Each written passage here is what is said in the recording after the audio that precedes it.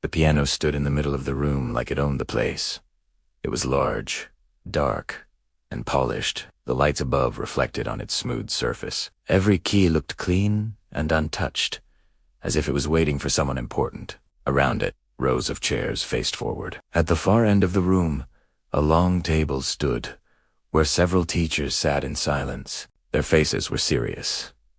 Their posture was stiff. Papers lay neatly in front of them. Pens rested between their fingers. This room was not warm. This room did not forgive mistakes. Niartedor, a simple woman, stood quietly. She looked small in that big space. Her clothes were plain. Nothing about her stood out. Her shoes showed signs of long use, but they were clean. Her hair was tied back simply, without care for style. She carried no bag, no sheet music, nothing extra. She stood with her hands folded, fingers pressed together tightly. Her eyes moved slowly across the room. She could feel the weight of it. The smell of polished wood. The quiet pressure of waiting. The sound of her own breath felt too loud. This was not where she belonged. Or at least, that's what everyone else seemed to think. One of the teachers glanced at her and then looked down at a paper. "You may come forward," the teacher said, without warmth. The woman nodded. She took her first step carefully, then another. Each step felt heavier than the last. Her heart beat fast, not from excitement, but from fear. She could feel eyes on her, studying her, measuring her. Some eyes held doubt, some held boredom. One teacher leaned slightly toward another and whispered something. A small, quick smile followed. It disappeared just as fast. She reached the piano bench and stopped. For a moment, she did not sit. She stared at the piano keys, white and black, perfectly aligned. So different from the old piano, she remembered, the one with chipped paint and keys that stuck. Sometimes, this piano felt cold. She slowly sat down. The bench felt hard beneath her. She adjusted herself slightly, unsure. Her hands rested in her lap. She took a quiet breath. Another teacher spoke, this one louder. "You will play the advanced piece." The words landed heavily. Advanced, her fingers tightened. That piece was not simple. It was long, fast in places, deep in others. It was meant to test skill, training, and confidence. Many people failed at it. The woman's mouth opened slightly, as if she wanted to speak, to explain, to ask for another option, but no words came out. The teacher did not wait. "Begin," the voice said. Her hands rose slowly and hovered above the keys. Tate trembled. She felt her chest tighten. Her throat felt dry. The room seemed to shrink and grow at the same time. She could hear the soft sound of someone shifting in their chair, a pen tapping lightly on the table. Too many sounds, too many eyes. She pressed the first key. The sound came out soft, thin, almost unsure of itself. She pressed the next, then another. The notes were correct, but they were slow, careful, like someone walking on thin ice. A teacher sighed quietly. Another looked at the clock.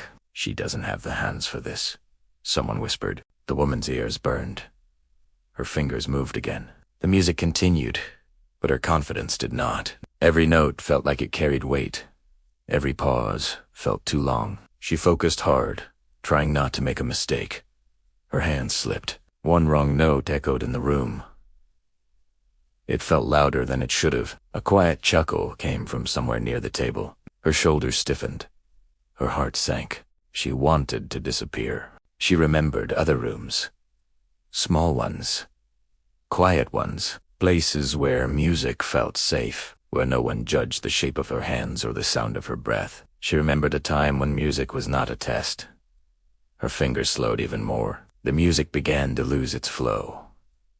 "This is painful," someone muttered. The woman's eyes burned, but she did not cry. Not here. Not now. She kept playing. Each note felt like a question she was failing to answer. She wanted to stop, to stand up. to apologize, and leave, to return to a life where no one expected anything from her. But something held her there. She reached a difficult section. Her hands hesitated. The notes came out uneven. The rhythm broke. One teacher shook their head. Another leaned back, clearly unimpressed. The woman's breathing became shallow. Her fingers felt stiff. The piano keys felt heavier with each touch. Then she stopped. The silence that followed was sharp. It cut deeper than sound. For a moment, no one spoke. The woman stared at the keys, frozen. Her hands rested there, unmoving. Her chest rose and fell quickly. She felt heat behind her eyes. She had failed, that was clear. She slowly lifted her hands from the piano and placed them in her lap. Her head lowered slightly. One teacher cleared their throat. "You may." The woman raised one hand gently. The room paused. Her movement was small, but it caught attention. She did not look up.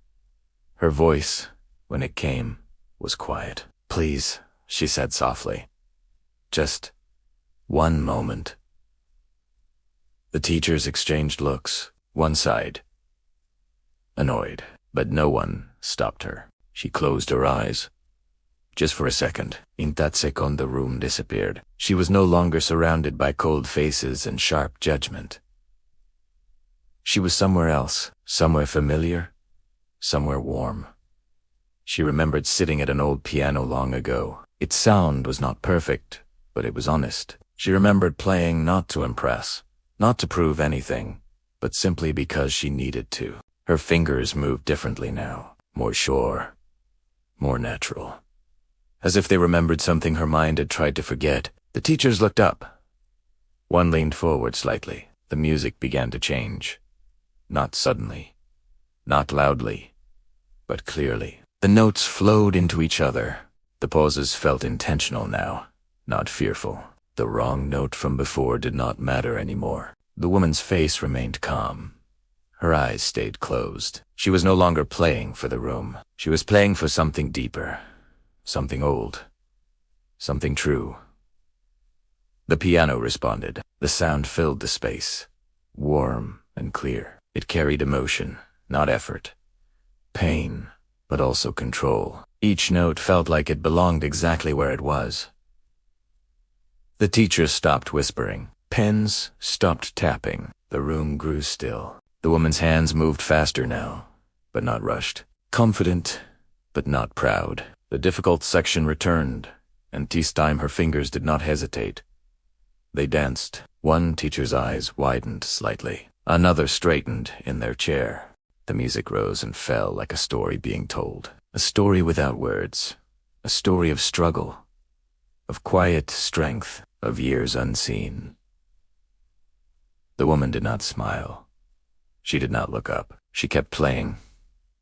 The room held its breath, and just as the music reached something powerful, she stopped. Her hands rested on the keys. The final note faded into silence. Her eyes opened. The room remained quiet. Too quiet. She slowly lifted her hands and placed them in her lap again. Her heart was beating fast, but not from fear this time. From release.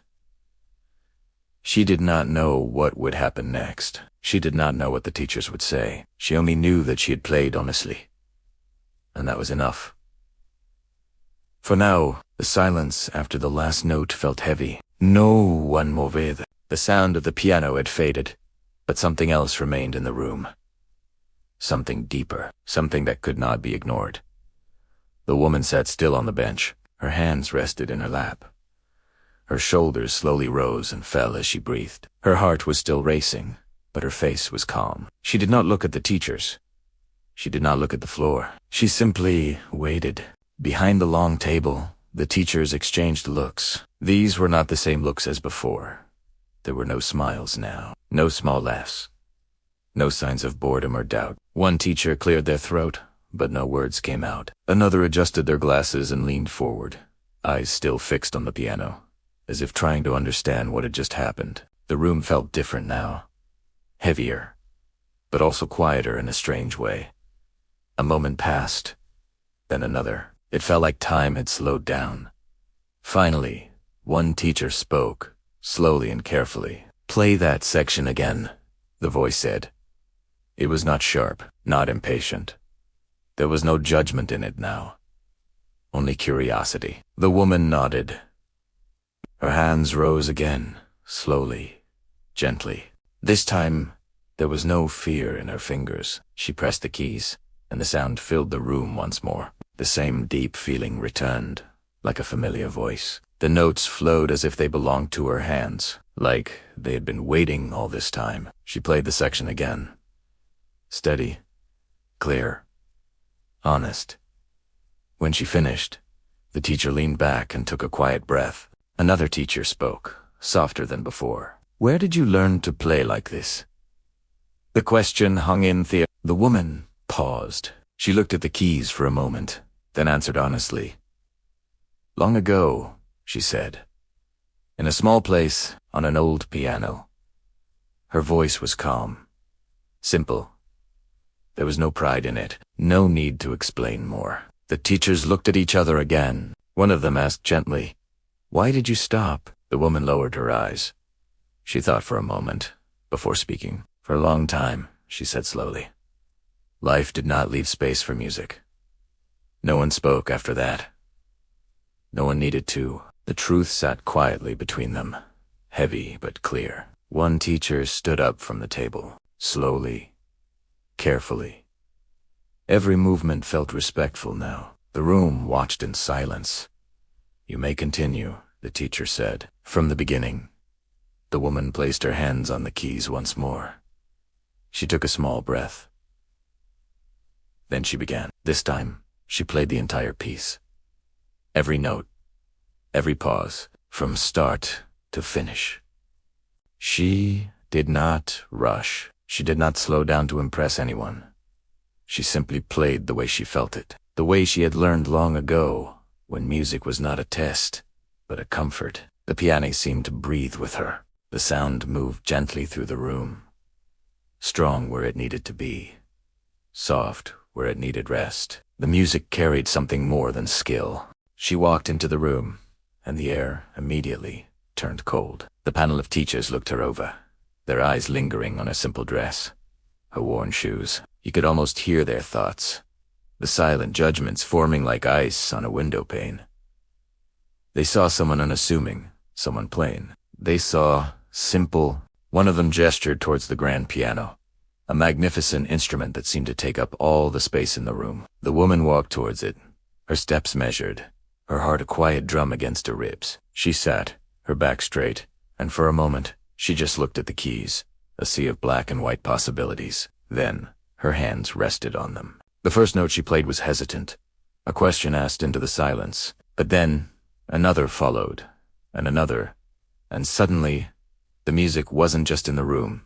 It was the room. It built note by note into a story. Not a simple story, but a life.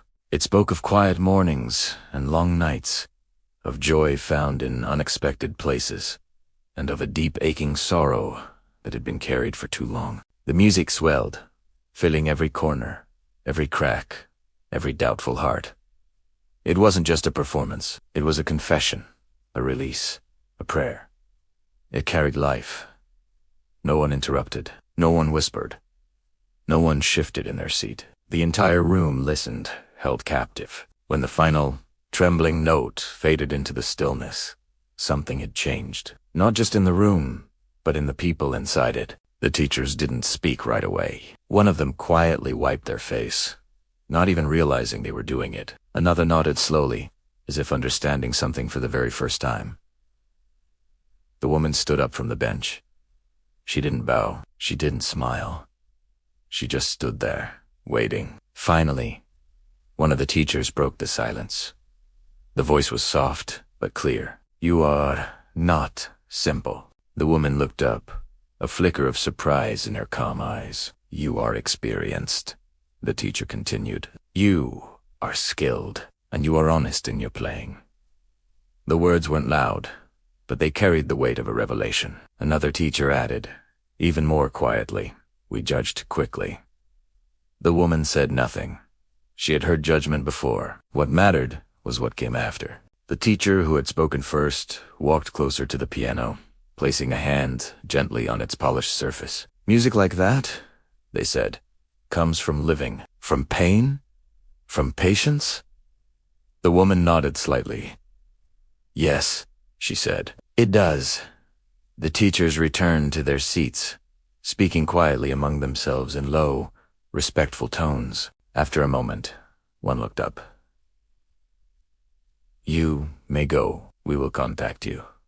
The woman nodded again and turned toward the door. Each step felt lighter than when she entered. At the door, she paused, looking back at the piano, not with sadness or fear, but with a deep sense of gratitude.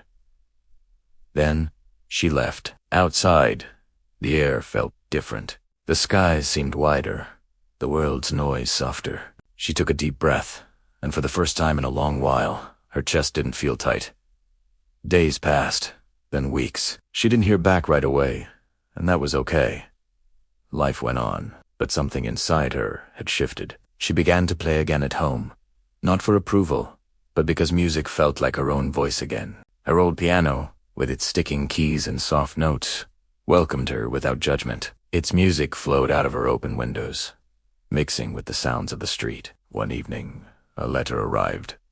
An invitation, not to prove herself, but to share her music. She held the paper, her hands trembling slightly, not from fear, but from the profound feeling of being seen. "Te kame," and she walked into another room with another piano. But this time she wasn't alone. She played, and people listened, not because she surprised them, but because she moved them. Life didn't become perfect. She didn't become famous or rich, but she became something better. She became herself again. Music found its place beside her life. She taught others to find their own sound, reminding them that music isn't about being perfect. It's about being honest. Every time her hands touched the keys, she remembered who she was. Not simple, just human, and full of music.